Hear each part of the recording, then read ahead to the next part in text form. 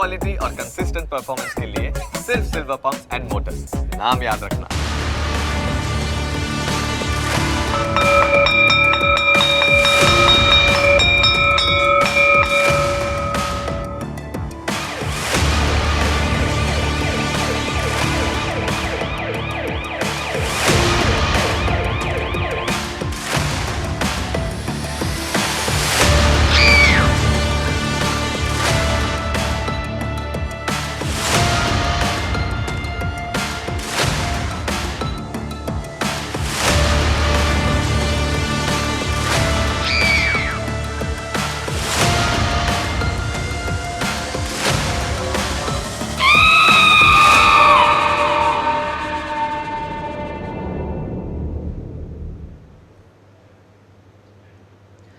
નમસ્કાર, હું છું આપની સાથે કોમલ અને આજે ચર્ચા એક એવા વિષય પર કરવી છે જેણે સૌ કોઈને હચમચાવી દીધા છે। ગમે તેટલો આક્રોશ હોય પરંતુ આ ચર્ચા જ એવી છે અને આખી ઘટના જ એવી છે કે સૌ કોઈનું હૃદય કંપી ઉઠે છે। અને એક સ્ત્રી તરીકે મને સવાલ થાય છે કે દર વખતે અવારનવાર આ પ્રકારની ચર્ચા શા માટે અમારે કરવી પડે છે? દર વખતે એની એ જ વાતો, દર વખતે એની એ જ ચર્ચા અને વારંવાર એ જ સવાલો ઉઠાવવા પડે છે, પરંતુ એના જવાબો અમને મળતા નથી। એક સ્ત્રી તરીકે સવાલ કરી રહ્યા છે, પરંતુ અહીંયા સવાલ તો દીકરીને લઈને આવ્યો છે। ત્યારે હવે એ ચોંકાવનારી ઘટના સામે આવી છે, જ્યાં દાહોદમાં દીકરીની હત્યા કરી દેવામાં આવી, તેની સાથે બળાત્કારનો પ્રયાસ કરવામાં આવે છે અને ત્યારબાદ એ પ્રયાસમાં નિષ્ફળ જાય છે, એટલે દીકરીને મોતને ઘાટ ઉતારી દેવામાં આવે છે। અહીંયા એ સવાલ થાય કે અત્યાર સુધી આપણે સ્ત્રીઓ વિશે વાત કરતા, મહિલાઓ વિશે વાત કરતા, મહિલાઓની સુરક્ષા વિશે વાત કરતા, પરંતુ જ્યારે અહીંયા 6 વર્ષની બાળકીની વાત આવી જાય છે, 9 મહિનાની બાળકીની વાત આવી જાય છે, આજે જ એક ઘટના એ પણ સામે આવી હતી કે જ્યાં 10 મહિનાની બાળકી સાથે હડપલા કરવામાં આવે છે ને એ લોહીલુહાણ હાલતમાં જોવા મળે છે અને પછી એને સારવાર માટે હોસ્પિટલમાં ખસેડવામાં આવે છે। એટલે આ બધી ઘટનાઓ જ્યારે સામે આવે છે ત્યારે સવાલ એ થાય છે કે આખરે શું સ્ત્રી હોવું એ ગુનો છે? શું દીકરી હોવું એ ગુનો છે? કારણ કે ઘણી બધી વાતો કરવામાં આવે છે કે સ્ત્રીનું સન્માન કરવું જોઈએ, સ્ત્રીને દેવી માનવી જોઈએ, સ્ત્રી સશક્તિકરણની વાતો કરવામાં આવે છે, પરંતુ અહીંયા તો સ્ત્રીને જીવવા જ નથી દેવામાં આવતી। ખાલી અમે તો એવું કહીએ છીએ કે અમને શાંતિથી જીવવા દો, અમને આ દુનિયામાં શાંતિથી જીવવા દો, સન્માન નથી જોઈતું, દેવીનું રૂપ પણ અમને નથી જોઈતું, પૂજા પણ ન કરશો અમારી, પરંતુ બસ ખાલી શાંતિથી જીવવા દો। કારણ કે અહીંયા સવાલ અમારી જિંદગીનો આવી ઉઠ્યો છે, સવાલ અહીંયા અમારી સુરક્ષાની આવી ઉઠ્યો છે અને એટલા માટે જ દર વખતે અમારે ચર્ચા કરવી પડતી હોય છે, દર વખતે બેસીને અમારે સવાલો ઉઠાવવા પડતા હોય છે, દર વખતે અમારે બેસીને એ સવાલો પર ચર્ચા કરવી પડતી હોય છે, કારણ કે અહીંયા સવાલ અમારી સુરક્ષાનો છે, અહીં સવાલ અમારા સન્માનનો છે। જ્યારે વાતો સમાજ મોટી મોટી કરતું હોય છે ત્યારે આ જ સમાજમાંથી આવા લોકો સામે આવતા હોય છે અને આવા લોકોના કારણે આખો સમાજ જે છે તે બગડતો હોય છે। અહીંયા સવાલ સુરક્ષાને લઈને થઈ રહ્યો છે, ત્યારે કાયદા વ્યવસ્થાને લઈને પણ એટલા જ સવાલો થઈ રહ્યા છે કે આખરે કયા પ્રકારે કાર્યવાહી થઈ રહી છે, કયા પ્રકારે કામગીરી થઈ રહી છે। સમાજની જ્યારે વાત આવે ત્યારે સમાજની માનસિકતા ઉપર પણ સવાલ થઈ રહ્યો છે કે આ સમાજમાં લોકો એ આપણા જ વચ્ચે રહેલા લોકો છે જે આવી માનસિકતા ધરાવે છે, એટલે એ સવાલ માનસિકતા ઉપર પણ થઈ રહ્યો છે કે કોઈ આવું કેવી રીતે કરી શકે। જ્યારે ગુરુની વાત આવે એટલે ગુરુને ભગવાનનું રૂપ આપવામાં આવે છે, ભગવાનનો દરજ્જો આપવામાં આવે છે। ગુરુ બ્રહ્મા, ગુરુ વિષ્ણુ, ગુરુદેવો મહેશ્વર, આ વાત કરવામાં આવે છે ત્યારે ગુરુને ભગવાનનું રૂપ આપી દેવામાં આવે છે અને ભગવાન ગણવામાં આવે છે। અને અહીંયા દાહોદની જે ઘટના સામે આવી તેમાં ગુરુ જ રાક્ષસ બની બેઠો, હેવાન બની બેઠો, આચાર્ય કહેવાય, આચાર્ય હેવાન બની બેઠા। એટલે સવાલ અહીંયા એ થાય કે જ્યારે દીકરીઓ ભણવા માટે જતી હોય છે, શિક્ષા મેળવવા માટે જતી હોય છે અને આ પ્રકારે શિક્ષક ગુરુ જ હેવાન બની જાય ત્યારે કઈ રીતે દીકરીને બચાવવી તેને લઈને સવાલ થઈ જતા હોય છે। અને દાહોદની આ આખી ઘટના સામે આવી તેને લઈને અમારા દ્વારા સ્થળ પર જઈને તમામ તપાસ પણ કરવામાં આવી અને સૌથી પહેલા હવે ચર્ચાની શરૂઆત કરીએ તે પહેલા એ બ્રેકિંગ પર નજર કરી લઈએ કે દાહોદની દીકરીની હત્યા મુદ્દે ન્યૂઝ કેપિટલ દ્વારા એ ગ્રાઉન્ડ ઝીરો રિપોર્ટ પણ કરવામાં આવ્યો છે. ન્યૂઝ કેપિટલ દાહોદના અંતરિયાળ વિસ્તારમાં પહોંચ્યું હતું, જ્યાં આચાર્યએ 6 વર્ષની દીકરીને દાટી હતી. ત્યાં ન્યૂઝ કેપિટલ ગુજરાત પહોંચ્યું હતું અને સમગ્ર હત્યાકાંડની એક હકીકત જાણવાનો ન્યૂઝ કેપિટલે પ્રયાસ કર્યો હતો. નરાધમ ગોવિંદ નટની હરકતોથી લઈને તેની માનસિકતા જાણવાનો પણ ન્યૂઝ કેપિટલે પ્રયાસ કર્યો હતો. કઈ રીતે નરાધમ આચાર્યએ હત્યા કરી, હત્યા કર્યા બાદ તેણે શું કર્યું, ન્યૂઝ કેપિટલ ગુજરાતે આખી ઘટનાનું રિકન્સ્ટ્રક્શન કર્યું છે.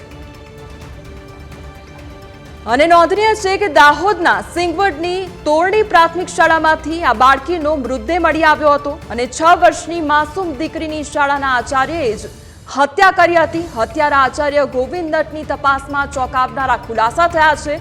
અને નફ્ફટ આચાર્યએ રસ્તા પરથી બાળકીને કારમાં બેસાડી હતી અને રસ્તામાં બાળકી પર નરાધમ આચાર્યની નજર બગડી ગઈ હતી. પ્રિન્સિપાલે કારમાં બાળકી પર દુષ્કર્મ કરવાનો પ્રયાસ કર્યો અને બાળકીએ બૂમાબૂમ કરતા નરાધમ પ્રિન્સિપાલે મોઢું દબાવ્યું હતું.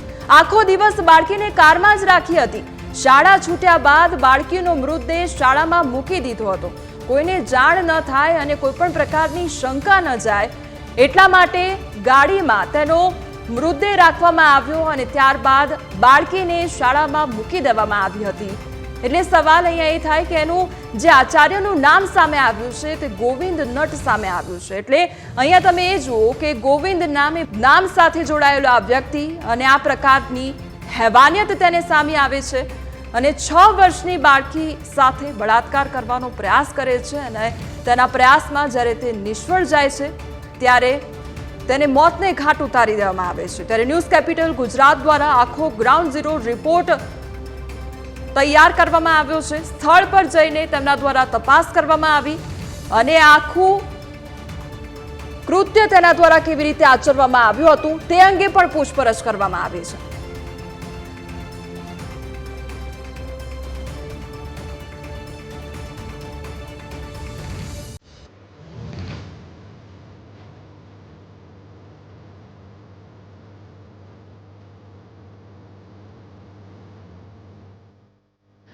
તો નરાધમ દ્વારા જે કૃત્ય આચરવામાં આવ્યું અને ત્યારબાદ બાળકીને મોતને ઘાટ ઉતારી દેવામાં આવી, આ અંગે ઘણા સવાલો છે અને સવાલો પર ચર્ચા કરીશું, પરંતુ હાલ રોકાઈશું એક બ્રેક માટે.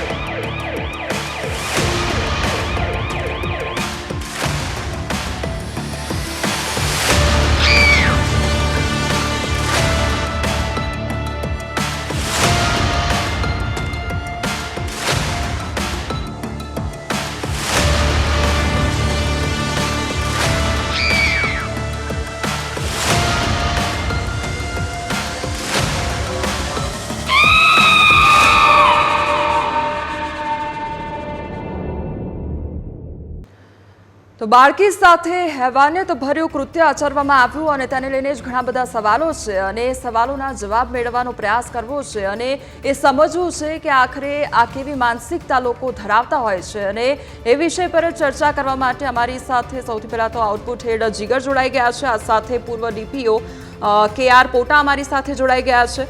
વરિષ્ઠ મનોચિકિત્સક ડોક્ટર પ્રશાંત ભીમાણી અમારી સાથે જોડાઈ ગયા છે. આ સાથે આદિવાસી આગેવાન રાજેશભાઈ ભાભોર અમારી સાથે જોડાયા છે અને એડવોકેટ સોનલ જોશી અમારી સાથે જોડાઈ ગયા છે. સૌથી પહેલાં તો આપનું ન્યૂઝ કેપિટલમાં સ્વાગત છે. જીગર, જે પ્રમાણે આખી ઘટના સામે આવી અને આપ ખુદ દાહોદ ખાતે ગયા હતા અને આખી ઘટનાનો તાગ મેળવ્યો હતો, આખરે કયા પ્રકારની માનસિકતા આ વ્યક્તિ ધરાવે છે તેના વિશે પણ આપે માહિતી મેળવી હતી. જીગર, બિલકુલ. સૌથી પહેલાં કોમલ, એક તો અહીંથી દાહોદ અને દાહોદનો અંતરિયાળ વિસ્તાર એટલે કે તમામ જે આપણા અત્યારે ગેસ્ટ આપણી સાથે જોડાયા છે તેમને થોડું બ્રીફ કરી દઉં કે 19 તારીખની આ ઘટના હતી સર, અને એમાં એક શિક્ષિત પોતાને કહે છે એ માતા એની દીકરીને લઈને શાળાએ મૂકવા આવે છે અને એ જ આચાર્ય જેનું નામ ગોવિંદ નટ છે એ બાળકીને એ કારમાં લઈ જાય છે અને જ્યારે એની સાથે અત્યાચાર ગુજારવાનો પ્રયત્ન કરે છે ત્યારે બાળકી ચીસાચીસ કરી મૂકે છે અને અચાનક એ ગુસ્સે થઈને એ વ્યક્તિ એક 6 વર્ષની માસૂમ દીકરીનું મોઢું દબાવે છે અને ત્યાં જ તેનો જીવ જતો રહે છે. આ ઘટના બાદ ન્યૂઝ કેપિટલની ટીમ ત્યાં પહોંચી અને અમે જોયું તો ખૂબ જ અંતરિયાળ વિસ્તાર હતો. એ તસવીરો પણ પીસીઆરની ટીમને કહીશ કે તસવીરો બતાવે.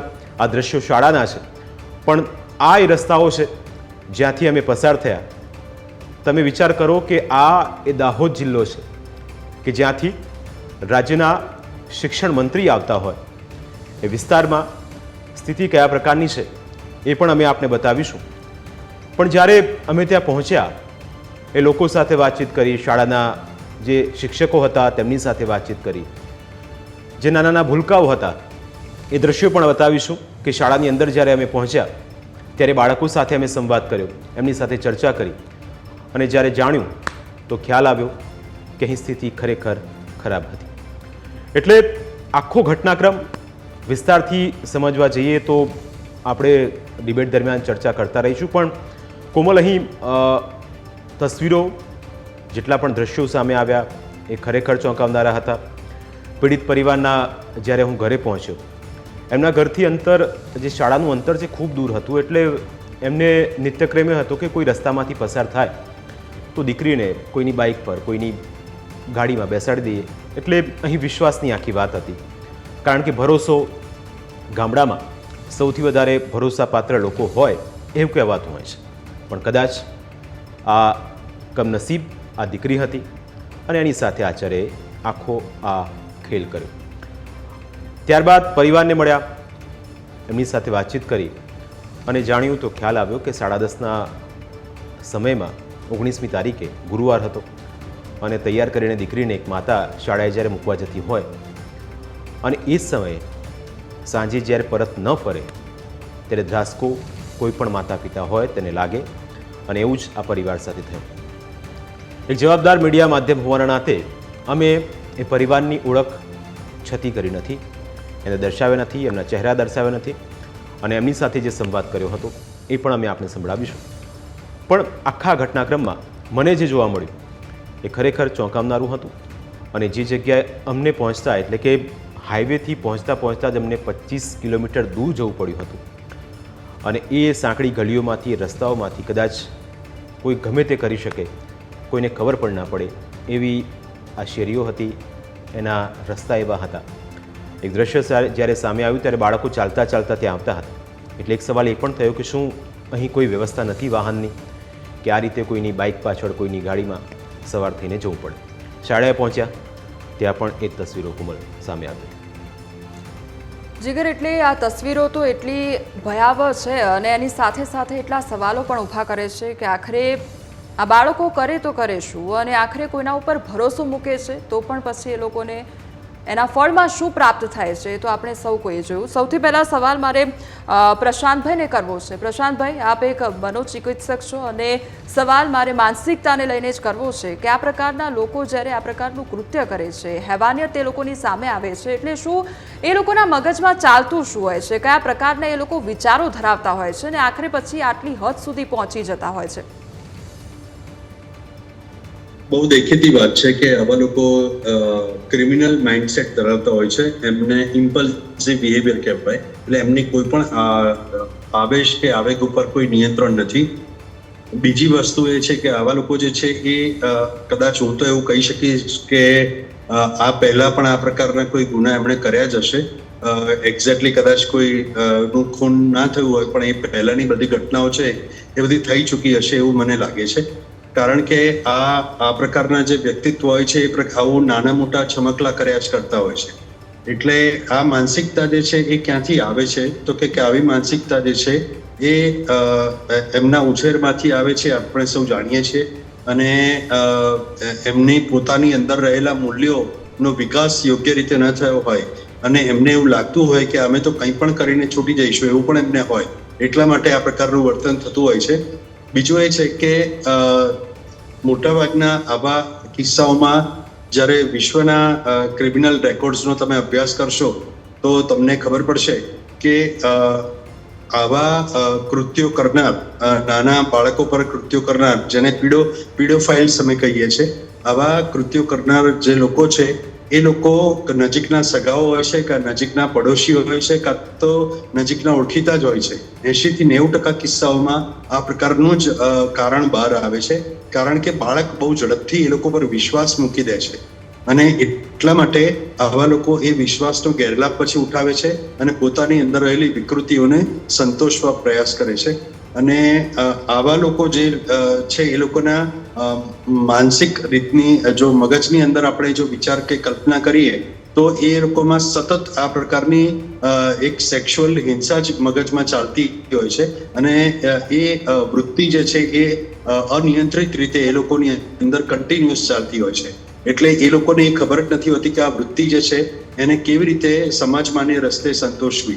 એટલા માટે એ લોકો કંઈ પણ કરીને કોઈ પણ ગુનો આચરે છે અને એની અંદરનું એક સૌથી મોટું કારણ બીજું કોઈ જો હોય તો એ છે આ બધા પોર્નોગ્રાફી લોકો જુએ છે, એની પણ અસર એ બધા પર થાય છે.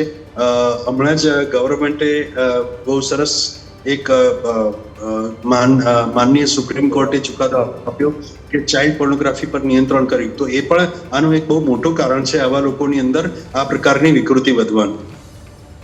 જી પ્રશાંતભાઈ, એટલે આપે પોર્નોગ્રાફીની વાત કરી અને પોર્ન વિડીયોઝની જો વાત કરવામાં આવે તો એક આંકડો એ પણ સામે આવ્યો છે કે સૌથી વધુ આવા વિડીયોઝ જો જોવાતા હોય તો એનો એક આંકડો સામે આવ્યો છે. એમાં ભારતની જો ખાસ કરીને વાત કરવામાં આવે તો ભારત 6ઠ્ઠા ક્રમે આવ્યું છે. એટલે આ તમે જુઓ કે 6ઠ્ઠો ક્રમ પણ કોઈ નાનો અમથો એવો ક્રમ નથી, કારણ કે 6ઠ્ઠા ક્રમે પણ આપણે આગળ છીએ. એટલે આ બધા પરિબળો શું આના માટે જવાબદાર હોઈ શકે છે? કારણ કે આ માનસિકતા તેને એ પ્રમાણે જ આગળ લઈ જતી હોય છે અને આ પ્રકારના વિચારો અને કયા સમયે કોણ જોતું હશે, કેવી અવસ્થામાં જોતું હશે વિડીયોઝ, અને પછી એના પછી શું વિચારતા હશે અને ત્યારબાદ આ પ્રકારનું પગલું ભરતા હશે.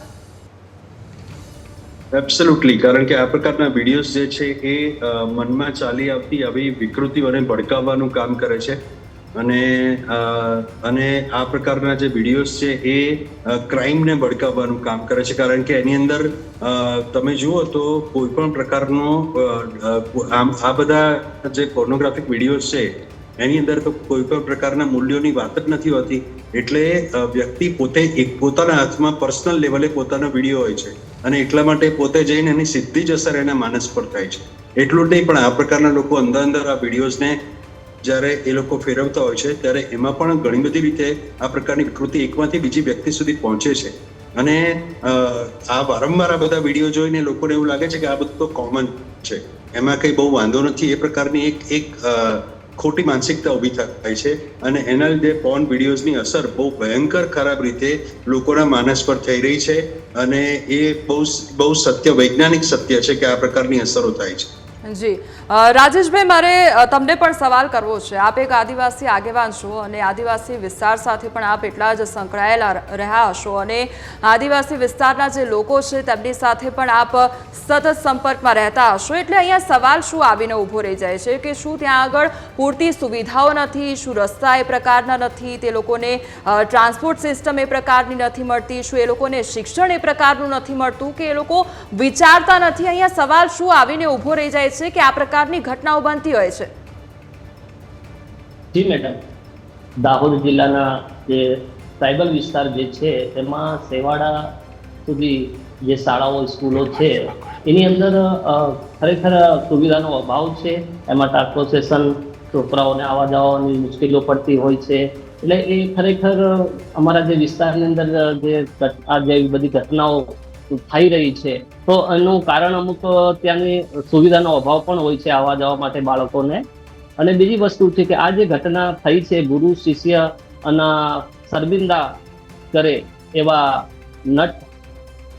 ગોવિંદ નટને રાક્ષસી રીતેનું કૃત્ય કર્યું છે એને ખરેખર એક કાયદાકીય એને ફાંસીની સજા થવી જોઈએ. અને દાહોદ જિલ્લાના જે શિક્ષણ વિભાગને પણ અમે એવું કહીએ છીએ કે જે તે શાળાઓ એમની દૂર વિસ્તારોમાં આવેલી છે જ્યાં સેવાડે, એ સેવાડાની સ્કૂલોમાં પણ સતત એમને વિઝિટ કરવી જોઈએ, તપાસ કરવી જોઈએ અને ત્યાં સુવિધા પૂરી પાડવી જોઈએ.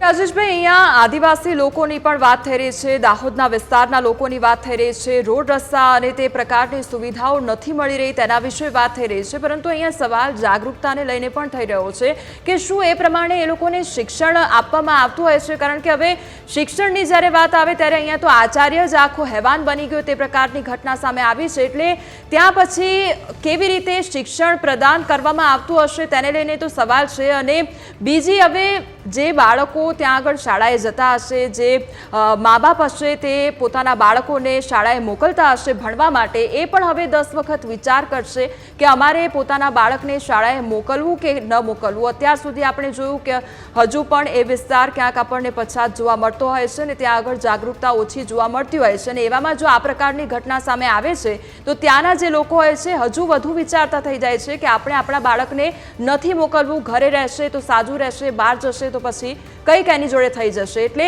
આ માનસિકતાને હવે કેવી રીતે બદલવી પડશે અને કેવી રીતે જાગૃતતા લાવવી પડશે? જી, આ જે ઘટના ઘટી છે ત્યારે અહીંયાના જે વાલીઓ છે જેના બાળકો શાળાએ જાય છે એ વાલીઓની અંદર અત્યારે બહુ અલગ રીતનો વિચારો એમના મનમાં ઉદ્ભવે છે કે ખરેખર મારા બાળકને હું સ્કૂલે કે શાળાએ મોકલીશ તો કદાચ આજે નાનકડી દીકરી ફૂલ જેવી કોમલ દીકરી સાથે આ ઘટના ઘટી છે એવી કદાચ મારા બાળક સાથે થાય એવું લોકોના અંદર માનસિકતા એના દિમાગમાં એક એવો વિચાર ઉદ્ભવે છે. તો ખરેખર અહીંયા તો અમારે દાહોદ જિલ્લાની અંદર જે શિક્ષણનો અભાવ તો છે જ, અને ધીરે ધીરે અમારા જે દાહોદ જિલ્લાના આદિવાસી લોકો બાળકોને શાળાએ જવા માટે મોકલવા માટે પ્રયત્ન કરી રહ્યા છે. તો આવી એક ઘટનાઓ જે શિક્ષક એ શેતાન આવું કૃત્ય કરતો હોય તો કોના પર ભરોસો મૂકીને એ વાલીઓ શાળાએ એમના બાળકો મોકલશે?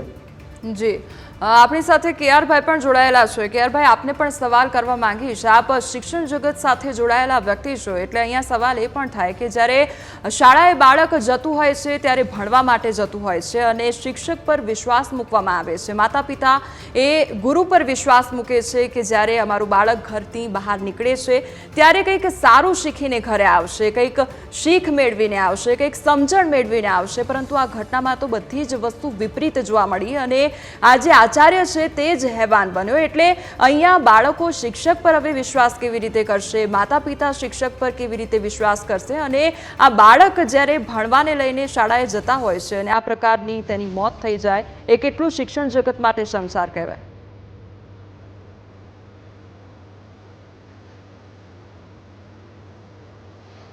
ये सवाल आपने मुझसे पूछा हुआ है? जी जी हेलो जी जी केआर सर, मैं आपसे बात कर रही हूँ कि अगर ऐसी सारी देखिए, घटनाएं... ऐसा है इसमें कि जी जी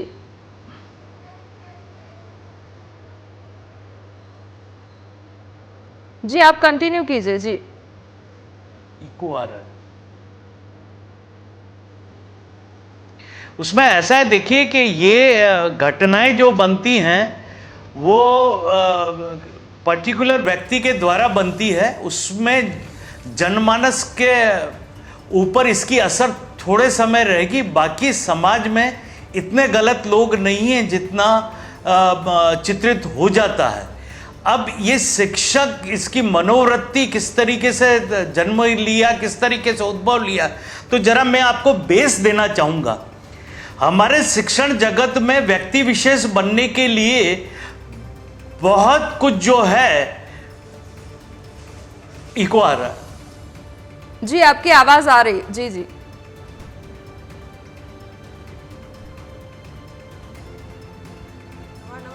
देखिए, ऐसा है कि हम पॉलिटिकल पार्टी से जुड़ पा रहे हैं प्राथमिक शिक्षण में, उसके बाद में किसी भी ऑर्गेनाइजेशन से जुड़ पा रहे हैं.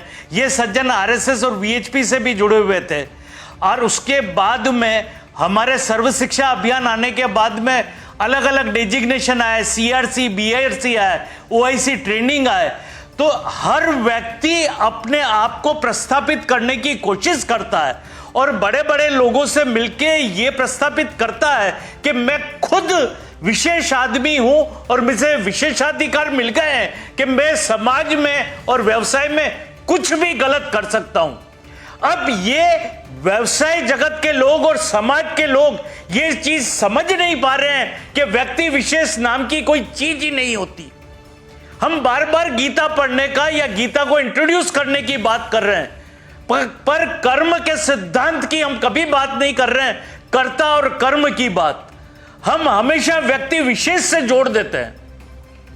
आज पॉलिटिकल पार्टी के कार्यालय के उद्घाटन में प्राथमिक शिक्षक अगर हाजिर होते हैं तो क्या देखा है डायरेक्टर प्राइमरी ने, क्या देखा है एजुकेशन डिपार्टमेंट ने, क्या देखा है जिला प्राथमिक शिक्षणाधिकारी ने, जबकि नियमों में क्लियर कट लिखा हुआ है कि कोई भी व्यक्ति सरकारी कर्मचारी है वो पॉलिटिकल पार्टी से कनेक्शन नहीं रख सकता। आज सरकार ने अपनी तरीके से डिसीजन लिया कि एक्स ऑर्गेनाइजेशन में आप जुड़ सकते हैं। एक्स ऑर्गेनाइजेशन को यह पता नहीं है कि जो व्यक्ति उनके साथ में जुड़े हुए हैं वो बाहर किस टाइप की बातें कर रहे हैं। आप उसको जोड़ के संख्या बढ़ाने की बात नहीं करिए। सामाजिक अव्यवस्था चरम सीमा पर पहुंच रही है। दुखद है यह, दुखद। पॉलिटिकल सिनेरियो क्या है, एग्जीक्यूटिव सिनेरियो क्या है। आज मैं आपको बताऊं कि ये व्यक्ति ने ये दुष्कृत्य किया है, डिसिप्लिन के अगेंस्ट में काम किया है। आज कारण दर्शक नोटिस देके शिक्षकों को सस्पेंड करने वाले अधिकारी मौजूद है, तो इसने ऐसा दुष्कर्म किया है तो एफआईआर और उसके स्टेटमेंट पर हम क्यों ना कार्रवाई करके इनको टर्मिनेट कर दे। हम किसकी राह देखते हैं। बड़ी दुखद स्थिति है और ये सामाजिक व्यवस्थाएं इस तरीके से चरमरा जाएंगी कि जैसे भूकंप आता है और नस्ते नाबूद कर देता है, वैसा एक दिन सामाजिक व्यवस्था की वजह से हमारी व्यवस्था जो है वो चरमरा जाएगी। हम पॉलिटिकल इंटरफेरेंस हमारी लाइफ में कितना चाहते हैं, हम एग्जीक्यूटिव इंटरफेरेंस हमारी लाइफ में कितना चाहते हैं। बड़ी दुखद बात है, हर जगह इंटरफेरेंस हो रहा है, हर जगह सभ्य बनाने की मुहिम चल रही है। ये क्या तरीके। गवर्नमेंट सर्वेंट किसी से भी नाता नहीं रख सकता है, ये अपने आप में बहुत नियमों में क्लियर लिखा हुआ है, फिर हम उसको हर चीजों से क्यों जोड़ रहे हैं। आज नॉन टीचिंग कामों की बात आ रही है, आप मान के चलिए नॉन टीचिंग कामों के लिए टीचर खुद अप्रोच करते हैं कलेक्ट्रेट और मामलतदार और दूसरी कचहरियों का। तो ये तो कोई बहुत बड़ी बात है और समझने की बातें हैं। तो मेरा मीडिया के जरिए यही है कि शिक्षक को वर्गखंड तक ही जुड़ा रहने दीजिए। आपके मीडिया पे आप लोग उन लोगों को बुलाते हो जिन्होंने वर्गखंड की शक्ल भी नहीं देखी होती है। अफसोस की बात है ये। वर्गखंड में कितने लोग नहीं जा रहे हैं, ना ये विद्या समीक्षा केंद्र को पता है, ना पॉलिटिशियन को पता है, ना एग्जीक्यूटिव को पता है। तो इतना बड़ा कॉन्फेडरेट ऑर्गेनाइजेशन है किस काम का। इन्हीं घटनाओं की राह देखने की हमारे, ये मेरा सबमिशन है मैडम। જે પ્રકારની પરિસ્થિતિ જોવા મળી રહી છે અને હવે ઠોસ કાર્યવાહી થવી જોઈએ, દાખલારૂપ કાર્યવાહી થવી જોઈએ તે અંગે પણ વાતચીત કરવામાં આવી રહી છે। ચર્ચાને આગળ વધારીશું, પરંતુ હાલ રોકાઈશું એક બ્રેક માટે।